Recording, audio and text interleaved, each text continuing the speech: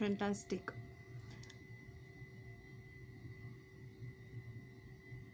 Chapter 9 Force and Laws of Motion. இதனோட introduction நம்ம last கிளாஸில் பார்த்தோம்.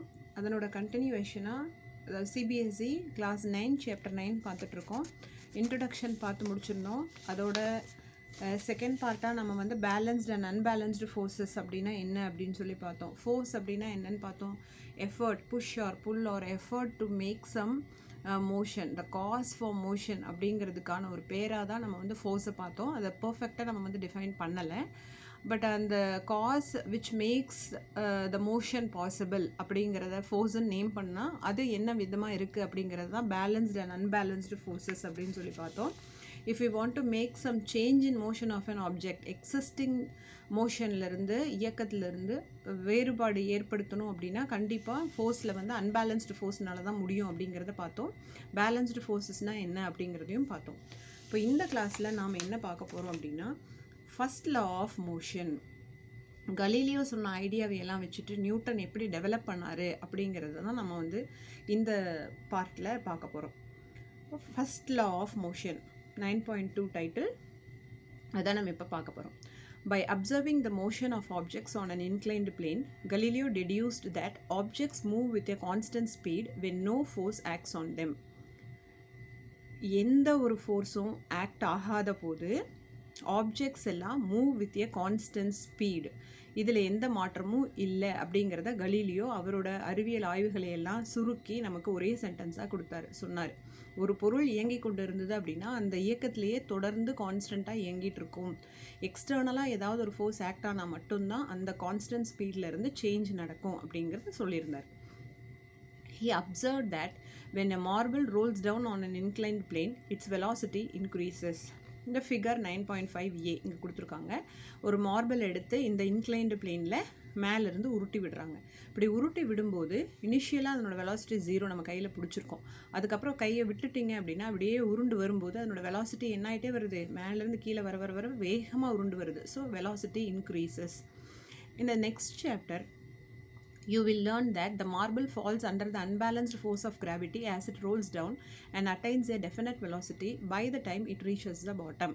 இது நம்ம பார்க்க போகிறோம். நம்ம நெக்ஸ்ட் சாப்டரில் வந்து இந்த மார்பிள் வந்து under the unbalanced force of கிராவிட்டினால இது மேலேருந்து உருண்டு ஓடி வந்து கீழே வந்து அடையும் பொழுது ஒரு டெஃபினட் வெலாசிட்டியை அரைவ் பண்ணும் அப்படிங்கிறத எப்படி அப்படிங்கிறத இன் டீட்டெயில் நம்ம அப்போ பார்க்க போகிறோம். Its velocity decreases when it climbs up as shown in the figure 9.5b. அதே மார்பிளை அதே மாதிரி ஒரு இன்க்ளைன்டு பிளேனில் மேலேருந்து கீழே விட்டதுக்கு பதிலாக கீழேருந்து மேலே நம்ம கிளைம்ஸ் அப்னு எடுத்துக்கிட்டோம் அப்படின்னா மேலேருந்து கீழே வரும்போது வெலாசிட்டி இன்க்ரீஸ் ஆச்சு அப்படின்னு நம்ம சொன்ன நாம் கிளைம்ப் அப் ஆகும்போது டெஃபினட்டாக வெலாசிட்டி என்னதான் ஆகும், டிக்ரீஸ் ஆகும் அப்படின்னு சொல்கிறாங்க. When 9.5c figure shows a marble resting on an ideal frictionless plane inclined on both sides. நம்ம இப்போ இப்படி ஒரு கேஸை எடுத்துக்கிறாங்க.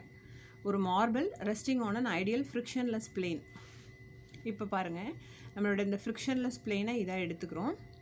இதில் இந்த மார்பிளோட ஃபஸ்ட்டு பார்ட்டில் சே ஃபார் எக்ஸாம்பிள் இதை வந்து பிளேன் ஏ அப்படின்னு எடுத்துக்கிறேன். இன்க்ளினேஷன் ஏ, இன்க்ளினேஷன் பி, இன்க்ளினேஷன் சி இப்படி எடுத்துக்கிறேன்னு வச்சுக்கோங்க. இதில் வந்து ஓஏ அப்படின்றது பார்த்தீங்க அப்படின்னா பிளாக் லைனாகவே இருந்தது.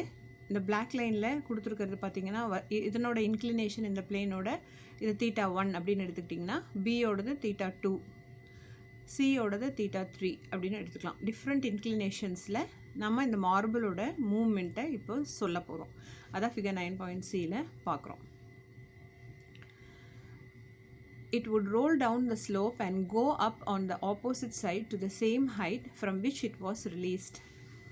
இங்கே என்ன ஹைட்லேருந்து நம்ம ரிலீஸ் பண்ணுறோமோ இதை விட்டுட்டிங்கன்னா அப்படியே இங்கே வந்து ஒரு பிச் எடுத்து என்ன ஹைட்டுக்கு இங்கே ஆரிஜன் என்ன ஹைட்டில் கிரவுண்ட்லேருந்து என்ன ஹைட்டில் நீங்கள் அதை ரோல் பண்ணி விட்டிங்களோ அதே ஹைட்டுக்கு திரும்பவும் போயிடும் அப்படின்னு சொல்கிறாங்க. If the inclinations of the planes on both sides are equal, then the marble will climb the same distance that it covered while rolling down. இந்த இன்க்ளினேஷன்ஸ் ரெண்டு சைடுமே சேமாக இருந்தால், இங்கே இருக்கிற இன்க்ளினேஷனும் இங்கே இருக்கிற இன்க்ளினேஷனும் சேமாக இருந்தால் இது எப்படி இருக்குன்னு சொல்கிறாங்க.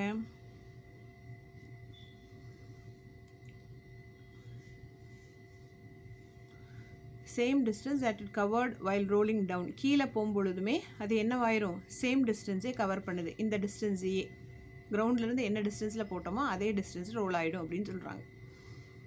If the angle of inclination of the right side plane were gradually decreased, then the marble would travel further distances till it reaches the original height. Say for example, இங்கே இருக்கிற இன்க்ளினேஷனை விட இங்கே இருக்கிற இன்க்ளினேஷன் குறைவாக ஆகுதுன்னு வச்சுக்கோங்களேன். இந்த பக்கம் இனிஷியல் இன்க்ளினேஷனை விட இந்த இன்க்ளினேஷன் பிசியாக நம்ம வந்து கம்மி பண்ணிகிட்டே வரும் பொழுது இந்த மார்பிள் என்ன செய்யுது அப்படின்னா ஒரிஜினல் ஹைட்டை ரீச் பண்ணுறதுக்காக வேண்டி அதிகமான தூரத்தை கடந்து போகுது. சேம் இன்க்ளினேஷனாக இருந்தால் சேம் ஹைட்டை ஈஸியாக ரீச் பண்ணிடுது.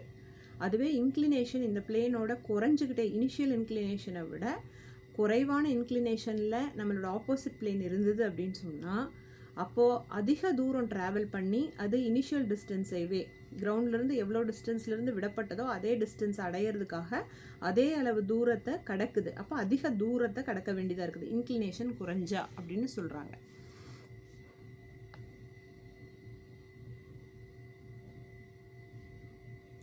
If the right side plane were ultimately made horizontal, that is, the slope is reduced to 0, the marble would continue to travel forever trying to reach the same height that it was released from.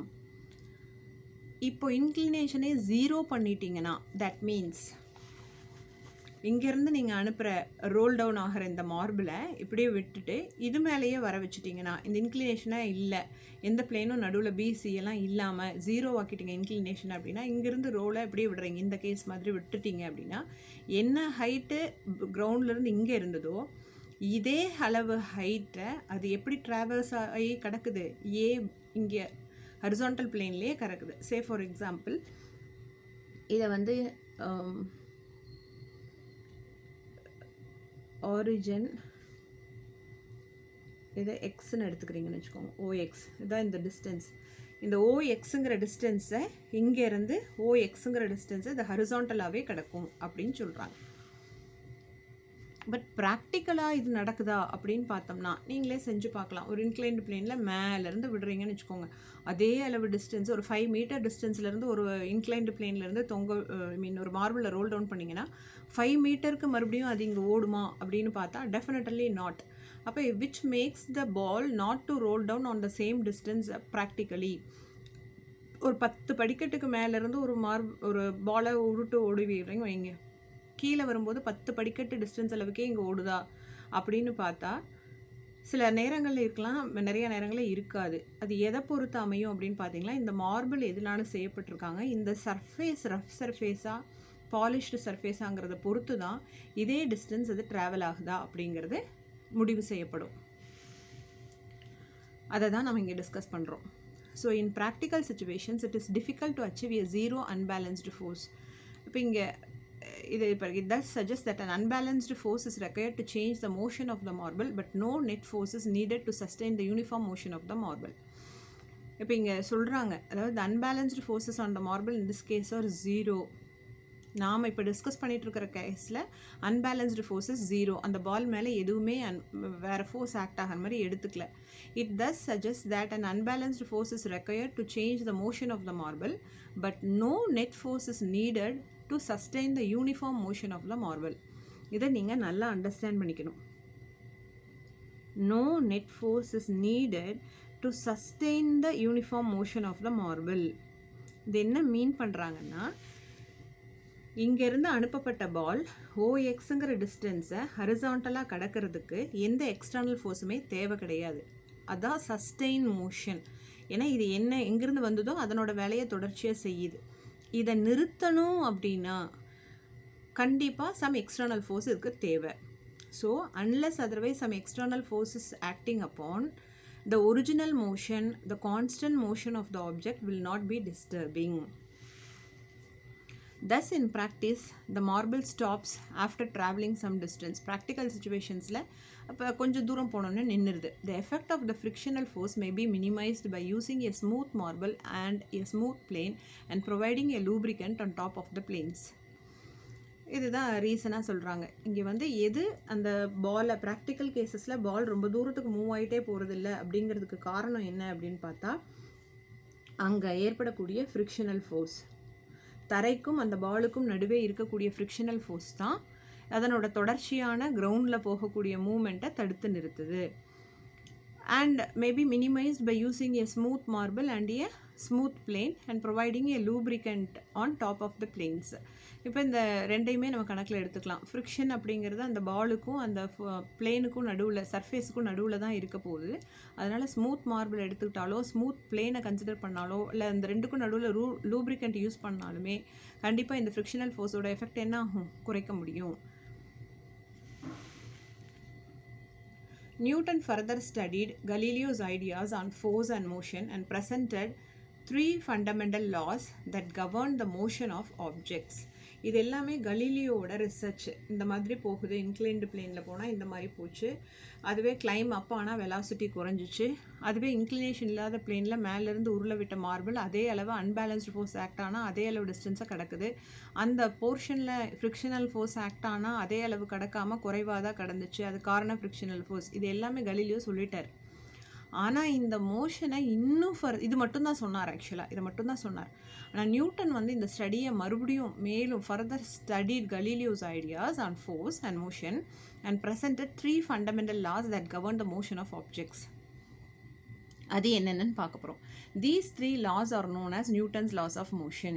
அந்த லாஸ்க்கெல்லாம் பேர் தான் laws of motion.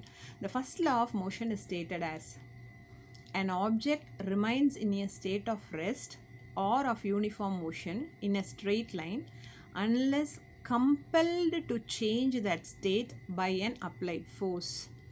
ஒரு object அதனுடைய state of ரெஸ்ட்லேயே அமைதி நிலையிலையோ அல்லது uniform motion இன் straight லைனில் சீரான இயக்கத்தில் இருந்தாலோ இட் ரிமைன்ஸ் அதிலேயே தொடர்ந்து இயங்கி கொண்டிருக்கும் அல்லது அமைதி நிலையிலேயே தொடர்ந்து இருக்கும் அல்லது அது போய்கொண்டிருக்கிற இயக்கத்திலேயே தொடர்ந்து இருக்கும். unless compelled to change that state by an applied force. அந்த இயக்கத்தை கம்பல் பண்ணி மாற்றக்கூடிய ஃபோர்ஸ் ஏதாவது அது மேலே அப்ளை ஆனால் ஒழிய அது என்னதுலேயே தான் கண்டினியூ ஆகும், அதனோட அமைதி நிலையிலேயோ அல்லது அது எந்த இயக்கத்தில் இருந்ததோ அதே இயக்கத்திலேயோ தொடர்ந்து இயங்கி கொண்டிருக்கும். அது மேலே ஒரு அப்ளைடு ஃபோர்ஸ் ஆக்ட் ஆகாத வரைக்கும் it will continue in its own state of rest or motion. இதுதான் first law of motion. In other words, இதை வேறு விதமாக சொன்னோம்னா all objects resist a change in their state of motion.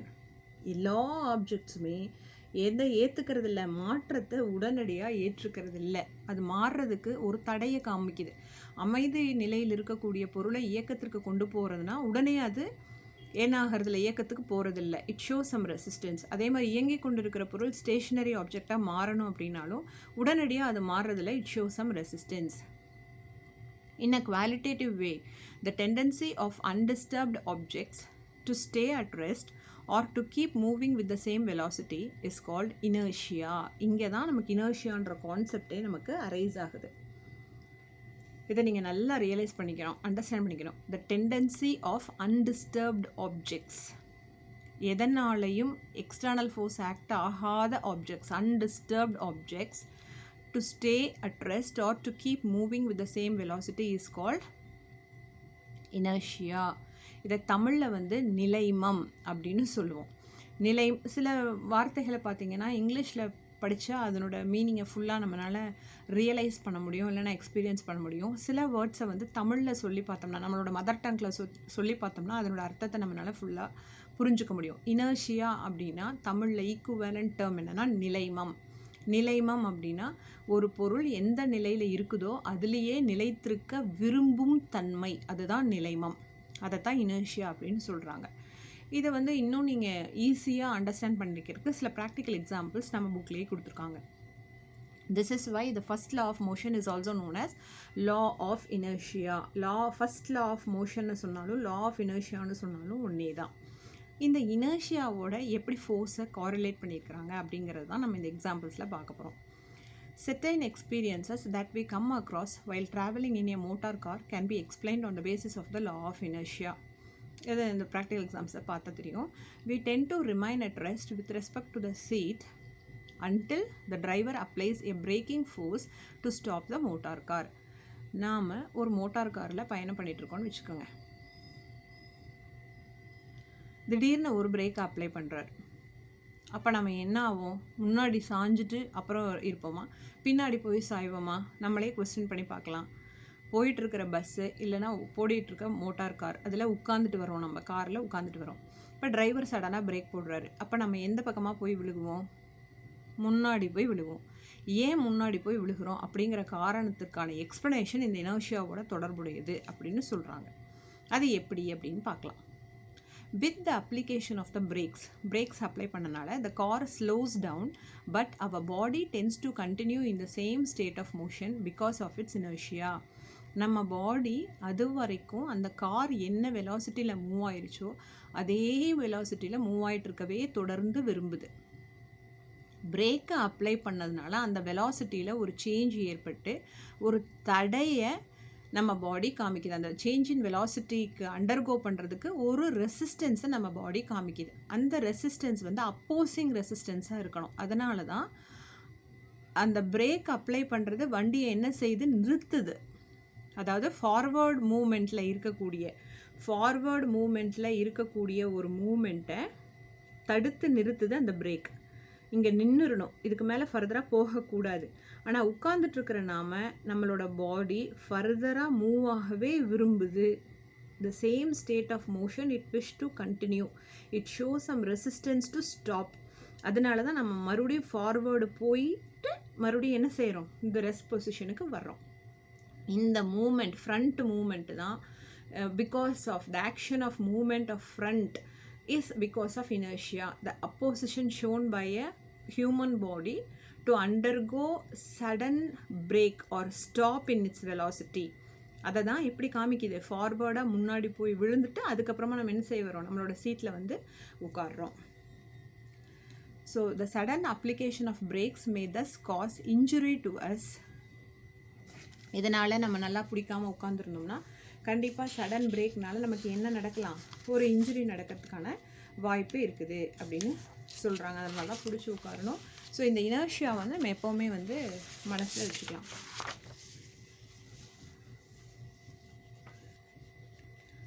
So it shows some impact or collision with the panels in front. நம்ம போய் என்ன செஞ்சுக்கலாம்? முன்னாடி இருக்கிற சீட்டில் போய் இடிச்சுக்குவோம் பிடிக்காமல் உட்காந்துருந்தோம்னா. இந்த சடன் பிரேக்னால ஜர்க் பிகாஸ் ஆஃப் பிரேக்ஸ் வந்து நம்மளை இந்த மாதிரி ஒரு கொலிஷனுக்கு ஆட்படுத்திடும். Safety belts are want to prevent such accidents. இதனால தான் நம்ம பெல்ட் போட்டுக்கிட்டோம் அப்படின்னா முன்னாடி போயிட்டு பின்னாடி வந்து உட்கார்ற அந்த மாதிரி சடன் பிரேக் அப்ளை பண்ணும்போதெல்லாம் நம்ம பாடியை ப்ரிவென்ட் பண்ணிக்கிறதுக்கான சேஃப்டி பெல்ட்ஸ் அது என்ன பண்ணுது? சேஃப்டி பெல்ட்ஸ் அப்படின்னா they exert a force on our body to make the forward motion slower.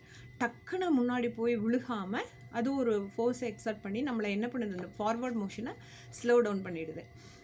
An opposite experience is encountered when we are standing in a bus and the bus begins to move suddenly. இப்போ காரில் வந்து உட்கார்ந்துருந்துட்டு break போட்டால் நம்ம எப்படி forward மோஷனில் போகிறோமோ அதே மாதிரி ஒரு ஆப்போசிட் எக்ஸ்பீரியன்ஸை வந்து பஸ்ஸில் நின்றுட்டுருக்கிற பஸ்ஸில் நம்ம ஏறினதுக்கப்புறமா பஸ்ஸு ஸ்டார்ட் ஆகுதுன்னு வச்சுக்கோங்க. நின்றுட்டுருக்க பஸ் ஸ்டாப்பிங்கில் வந்து நின்றுச்சு, நம்ம ஏறினோன்னே போய் மேலே பிடிச்சிக்கிறோம். இப்போ பஸ்ஸு ஸ்டார்ட் ஆகுது. ஸ்டார்ட் ஆனோடனே மூமெண்ட் என்ன ஆகுது? ரெஸ்ட்டில் இருக்குது. இப்போ என்ன இருந்தது? இது ரெஸ்ட்டில் இருக்குது பஸ்ஸு. நாம் ஏறி நின்றுட்டோம்.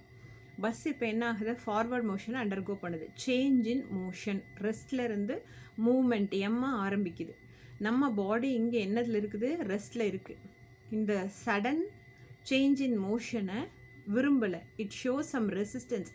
அதனால் நம்ம என்ன பண்ணிடுவோம்? பின்னாடி போய் விழுகிற மாதிரி போயிட்டு மறுபடியும் முன்னாடி வருவோம். ஏன்னா இந்த ஃபார்வர்டு மூமெண்ட்டுக்கு சம் அப்போசிஷனை நம்ம பாடி காமிக்கிறதுனால பின்னோக்கி தள்ளி மறுபடியும் நேராக வந்து நம்ம நிற்கிறோம். இதுதான் வந்து ஆப்போசிட் எக்ஸ்பீரியன்ஸ். காரில் உட்காந்துட்டு இருக்கும்போது பிரேக் அப்ளை பண்ணால் முன்னாடி போய் விழுகிற நாம நின்றுட்டுருக்கிற பஸ்ஸிலேருந்து சடனாக பஸ்ஸு மூவ் ஆக ஆரம்பிக்கும் போது பின்னாடி போய் சாஞ்சிட்டு மறுபடியும் முன்னாடி வரும். ஏன்னா ரெஸ்ட்லேயே நம்மளோட பாடி மறுபடியும் இருக்க விரும்புது, அந்த பஸ்ஸு ரெஸ்ட்டில் இருந்த மாதிரியே. அதனால அந்த அப்போசிஷனை எப்படி காமிக்குது? பேக்வேர்ட் மூமெண்ட்டில் காமிக்குது. அதை தான் நமக்கு இப்போ எக்ஸ்பிளைன் பண்ணியிருக்காங்க.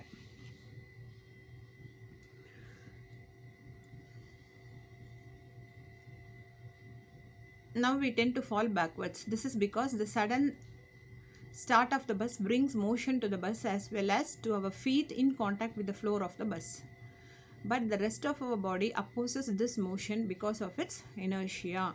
இந்த இனர்ஷியானால நின்று கொண்டிருக்கிற பஸ்ஸில் நம்ம பாடி தொடர்ச்சியாக நிலையிலேயே, அதாவது ரெஸ்ட்லேயே இருக்க விரும்புறதுனால பின்னோக்கியும், ஓடிட்டு இருக்கக்கூடிய காரில் தொடர்ச்சியான ஓட்டத்தையே விரும்பக்கூடிய நம்ம பாடி அதை விரும்புறதுனால முன்னோக்கியும் நம்ம வந்து போய் விழுகிறோம். இதுதான் இந்த இனர்ஷியாவோட ஆக்ஷன் அப்படின்னு சொல்கிறாங்க.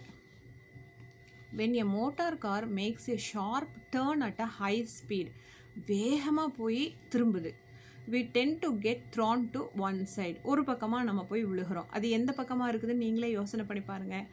நேராக போயிட்டுருக்கிற ஒரு கார் ரைட்டு டேர்ன் எடுக்கிறதா வச்சுக்கிட்டோம் அப்படின்னா நம்மளோட பாடி எப்படி வருது, லெஃப்ட் சைடில் டேர்ன் ஆகி மறுபடியும் ரைட் சைடுக்கு வரும்.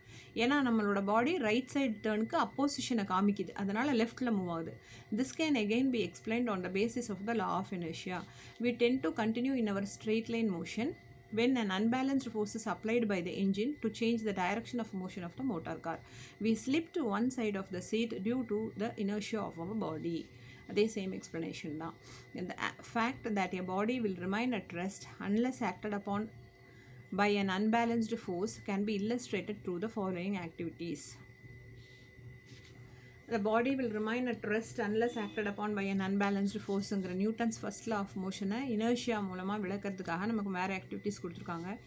இது இந்த ஃபிகரை பார்த்தாவே நமக்கு தெரியும். கேரம் காயின்ஸ் எல்லாம் வரிசையாக அடிக்க வச்சுட்டு ஒரு ஸ்ட்ரைக்கரை வச்சோ இல்லை இன்னொரு காயினை வச்சோ நீங்கள் வேகமாக அடிச்சிங்க அப்படின்னா, நல்லா ஹை ஸ்பீடில் அடிச்சிங்க அப்படின்னா நம்மளால் என்ன செய்ய முடியும், இந்த காயின்ஸ் எல்லாத்தையும் டிஸ்டர்ப் பண்ணாமல் இந்த லாஸ்ட் காயினை மட்டும் நம்மளால் வெளியில் தள்ள முடியும். இதே மாதிரி தான் நம்ம பீரோவில் துணி அடுக்கி வச்சுருந்தோம்னாலும் கரெக்டான ஃபோர்ஸை கொடுத்து மேலே கையை பிடிச்சிட்டு லாஸ்ட் துணியை மட்டும் வேகமாக இழுத்துட்டோம் அப்படின்னா மேலே இருக்கிற துணிகள்லாம் என்ன ஆகாது, கலைஞ்சு போகாது.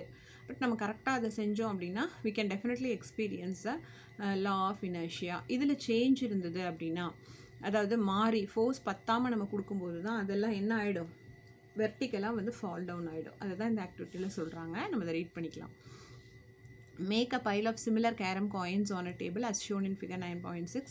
Attempt a sharp horizontal hit at the bottom of the pile using another carom coin or the striker. Striker வச்சு நம்ம ஹிட் பண்ணுறோன்னு எடுத்துக்கலாம். If the hit is strong enough, நல்ல ஸ்ட்ராங்கான ஹிட்டாக இருந்ததுன்னா the bottom coin moves out quickly. Once the lowest coin is removed, the inertia of the other coins makes them fall vertically on the table.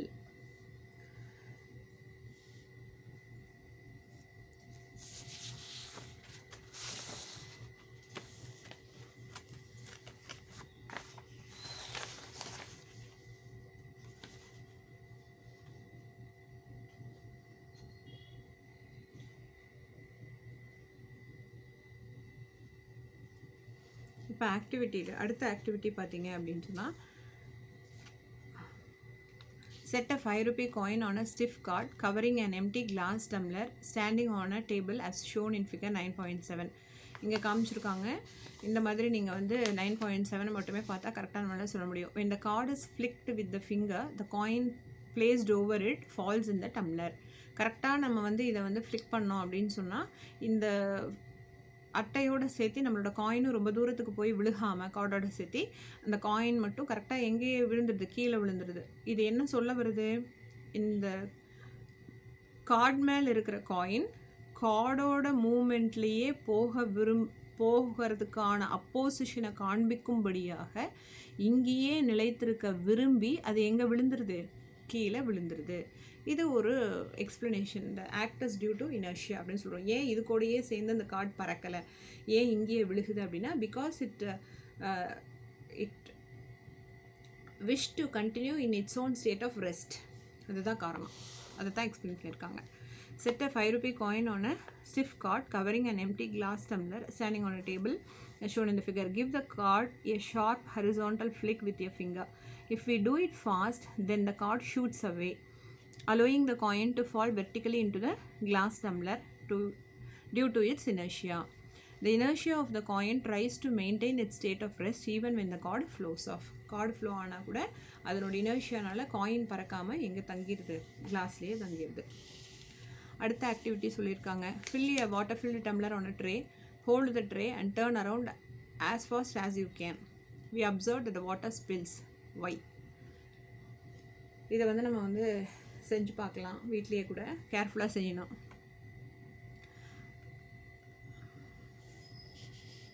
Observe that a groove is provided in a saucer for placing the teacup. It prevents a cup from toppling over in case of sudden jerks. இது எல்லாமே எதனால அப்படின்னு பார்த்தா moment of இனர்ஷியானால தான். இந்த சாசரில் cup and சாசரில் tea cup எடுத்துக்கிட்டாலும் சரி, நீங்கள் இந்த மாதிரி வாட்டர் வந்து ஸ்பில் ஆகுது ஏன் அப்படின்னாலும் அதே தான். இப்போ வந்து வாட்டர் ஃபில்டு டம்ளர் ஒன்று ட்ரேயில் வச்சுட்டு அந்த ட்ரேவை வந்து மூவ் பண்ணிவிட்டு மறுபடியும் மேலே கொண்டு வர்றீங்க அப்படின்னு சொன்னால் அது என்ன செய்யுது, கீழே கொட்டும்போது கொட்டாமல் மறுபடியும் மேலே திருப்பும்போது தான் கொட்டும், ரிவர்ஸ் பண்ணும்போது. ஏன்னு சொன்னால் அதனோட change in direction of motion அதை எதிர்கொள்கிறதுனால அதுக்கு அப்போஸ் பண்ணி அந்த வாட்டர் என்ன பண்ணிடுது, ஸ்பில் ஆயிடுது. இல்லைனா அது ஸ்பில் ஆக வேண்டிய அவசியமே இருக்காது. அதே மாதிரி டீ கப்லேயும் அதே மாதிரி தான். அந்த டியூ டு இனர்ஷியா வந்து இந்த ஜர்க்னால நமக்கு ஸ்பில்லிங் டீ இல்லைனா வந்து சில இடத்துல மேஜிக் மாதிரி அப்படியே இப்படி வளைச்சி காமிப்பாங்க, திரும்பவும் அது வந்து வராது. அப்படின்னா அதனோட டம்ளர் சைஸ் வந்து பெருசாக இருந்தால் ஹாஃப் ஃபில்டு டம்ளராக எடுத்துக்கிட்டோம் அப்படின்னா நம்ம அந்த மாதிரி வந்து செஞ்சு காமிக்க முடியும். Because of inertia it wish to continue in its own state of rest அப்படின்னு அதுக்குள்ளேயே அப்படிங்கிறதையும் நம்மளால் பாசிபிளாக செஞ்சு காமிக்க முடியும். Provided the force we are exerting on the liquid or the tumbler or the tea cup வந்து அந்த இனர்ஷியாவை பிரேக் பண்ணாத மாதிரி இருந்தது அப்படின்னா நம்மளால் இது எல்லாத்தையுமே டெஃபினட்டாக ஃபீல் பண்ண முடியும். ஸோ வித் திஸ் நம்ம வந்து இந்த கிளாஸில் நம்ம ஃபஸ்ட் லா ஆஃப் மோஷன் அதை வந்து பார்த்துருக்கோம். ஸோ ஃபஸ்ட் லா ஆஃப் மோஷன்லேருந்து நம்ம தெரிஞ்சுக்கிட்டது என்ன அப்படின்னா, எந்த ஒரு ஆப்ஜெக்ட்டுமே அதனுடைய அமைதி நிலையிலேயோ in its own state of rest or its own state of motion, uniform motion என்ன ஸ்ட்ரெயிட் லைன், இப்படி எதில் இருக்குதோ அதுலேயே கண்டினியூ ஆக தான் விரும்பும். Unless it is compelled to change in its state of motion by applied force. ஒரு எக்ஸ்டர்னலாக ஃபோர்ஸை அப்ளை பண்ணி அந்த ஏற்கனவே இருக்கக்கூடிய இயக்கத்தையோ அமைதி நிலையையோ நம்ம டிஸ்டர்ப் பண்ணுற மாதிரி ஒரு ஃபோர்ஸை அப்ளை பண்ணால் ஒழிய எந்த ஒரு ஆப்ஜெக்டும் அதன் நிலையிலேயே, அது இயக்கமாகவும் இருக்கலாம் அமைதியாகவும் இருக்கலாம், அங்கேயே தொடர்ந்து நிலை பெற்றிருக்க விரும்பும். அப்படிங்கிறது தான் நியூட்டனோட ஃபஸ்ட் லா ஆஃப் மோஷன் நமக்கு சொல்லுது.